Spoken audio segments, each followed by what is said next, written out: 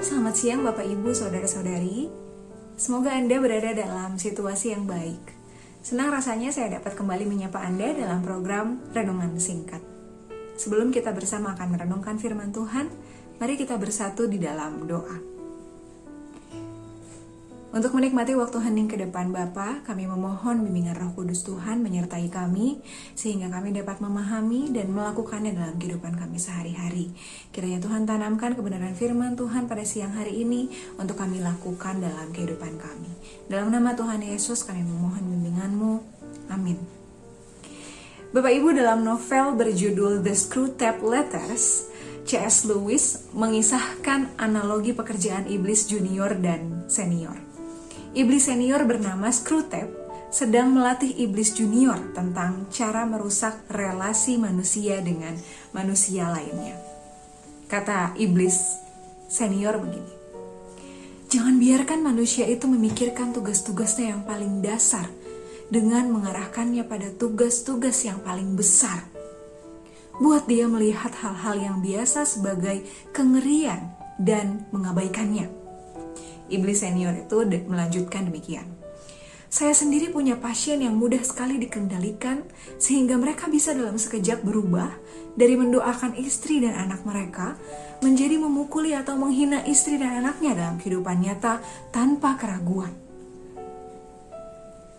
Seperti orang-orang yang sudah dipengaruhi Screwtape, saya seringkali juga mengabaikan hal-hal yang biasa, menyatakan kasih yang radikal bagi dunia, sementara mengabaikan perhatian terhadap orang-orang terdekat saya. Dan saya semakin sadar bahwa saya tidak bisa mewujudkan damai dan misi Allah dalam dunia tanpa memulainya di keseharian saya, di keluarga saya, di lingkungan saya, di gereja saya, dengan orang-orang yang sehari-hari bersama saya. Bapak Ibu, praktek mewujudkan damai dapat juga kita jumpai dalam ibadah minggu, yaitu salam damai. Memberi salam damai telah menjadi bagian dari ibadah orang Kristen sejak permulaan gereja.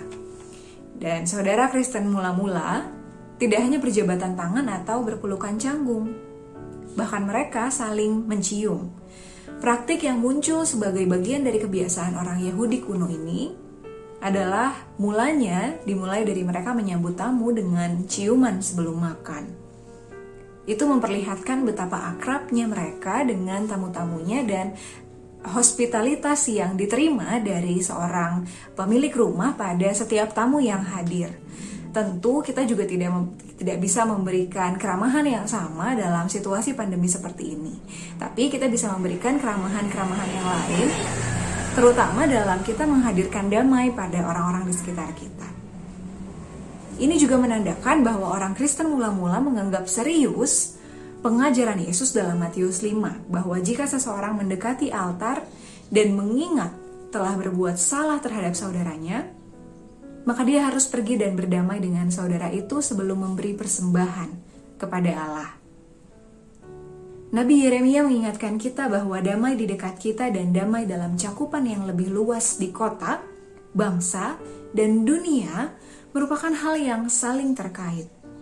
Dalam Yeremia 29 ayat 7 dikatakan, "Usahakanlah kesejahteraan kemana kamu aku buang, dan berdoalah untuk kota itu kepada Tuhan, sebab kesejahteraannya adalah kesejahteraanmu."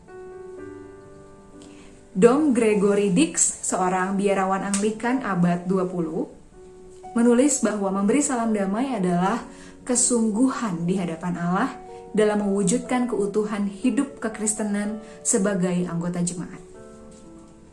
Memberi salam damai dijalankan terutama dalam kehidupan sehari-hari kita. Saat kita hidup bersama dengan orang lain, kita berusaha mengasihi orang itu terus-menerus dalam kehidupan kita. Orang tua, pasangan hidup, anak-anak, teman, musuh, bahkan mungkin juga tukang kopi yang kita ajak ngobrol setiap minggu saat kita menunggu kopi. Karenanya, usahakanlah damai dalam dunia dengan dimulai dari keseharian dan orang-orang terdekat kita. Mari kita berdoa. Tuhan Yesus sebagai bagian dari anggota tubuh-Mu, layakkan kami untuk dapat saling mengasihi dengan anggota tubuh yang lain, bahkan di dalam keseharian kami. Mampukan kami Tuhan untuk menghadirkan damai sejahtera, tidak hanya bagi lingkup dunia yang jauh, tapi bahkan dalam keseharian kami, dalam setiap orang yang kami jumpai setiap hari. Mampukan kami Tuhan untuk dapat melakukan kebenaran firman Tuhan ini, memeliharanya sehingga berbuah dalam tindakan kami masing-masing. Dalam nama Tuhan Yesus kami berdoa. Amin. Selamat beraktivitas, tetap semangat, jangan lupa jaga protokol kesehatan. Tuhan Yesus memberkati.